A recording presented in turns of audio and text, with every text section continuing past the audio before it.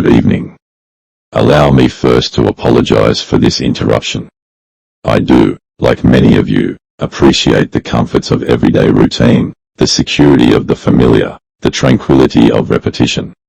I enjoy them as much as any bloke. But in the spirit of commemoration, whereby those important events of the past are usually associated with someone's death or the end of some awful bloody struggle, a celebration of a nice holiday, I thought we could mark today by taking some time out of our daily lives to sit down and have a little chat. There are of course those who do not want us to speak. Why? Because while the truncheon may be used in lieu of conversation, words will always retain their power. Words offer the means to meaning, and for those who will listen, the enunciation of truth. And the truth is, there is something terribly wrong with this world, isn't there? Cruelty and injustice, intolerance and oppression. And where once you had the freedom to object, to think and speak as you saw fit, you now have censors and systems of surveillance coercing your conformity and soliciting your submission. How did this happen? Who's to blame? Well, certainly there are those who are more responsible than others, and they will be held accountable. But again, truth be told, if you're looking for the guilty, you need only look into a mirror. I know why you did it. I know you were afraid. Who wouldn't be? War, terror, disease. There was a myriad of problems that conspired to corrupt your reason and rob you of your common sense. Fear got the best of you, and in your panic, you turned to the only place you could, the government. They promised you order, they promised you peace, and all they demanded in return was your silent, obedient consent. Our hope is to remind the world that fairness, justice, and freedom are more than words, they are perspectives. So if you've seen nothing, if the crimes of this government remain unknown to you, then I would suggest you allow us to pass unmarked. But if you see what I see, if you feel as I feel, and if you would seek as I seek, then I ask you to stand beside me, beside one another, and not wait, but take back our future. Everywhere I looked I saw misery. Why are people happy spending over 66% of their lives, working or asleep? When I asked these people and challenged them, I was met with confusion. It is just the way it is. Need to put food on the table.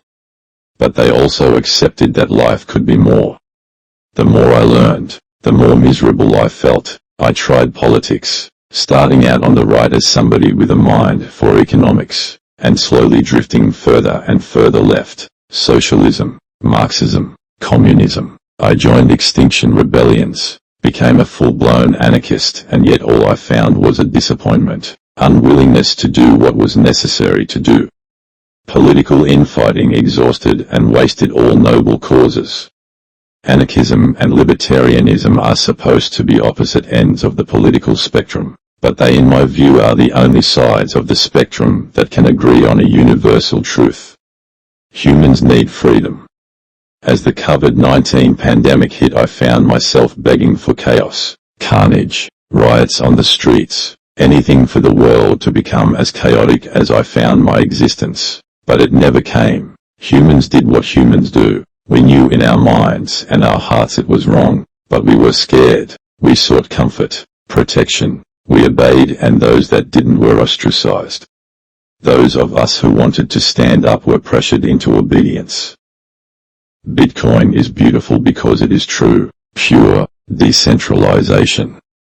Yes, if some miners stop working it can fall in value, the hash rates can change, but it cannot be stopped and it cannot be banned. It will function for as long as there is a buyer willing to exchange it with a seller.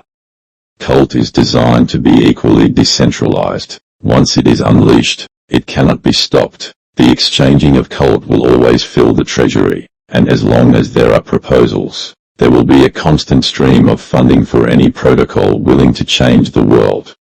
I want cult to invest in radicals and revolutionaries. Cult is a home for outcasts, for those who feel insane, for those who are and feel different. We are the gunpowder, the ignition, we are the all-singing, all-dancing crap of the world. We are beyond morals. We are beyond good and evil. We are the catalyst for change, and if we are too extreme for you to fully dive in, then you can support us just by transacting with the cult token, giving 0.4% of all your transaction to the revolution.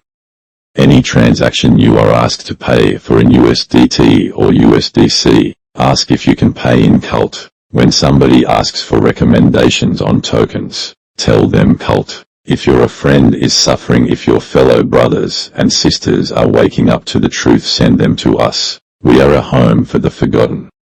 You have an economic system that cannot function without maximum employment, whilst you have a technological age that is automating jobs faster than we can produce bullshit service industry jobs to replace them.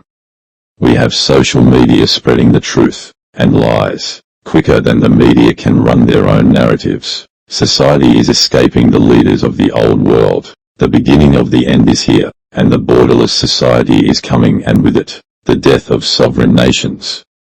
Bitcoin was the beginning. Cult is here to usher in the end.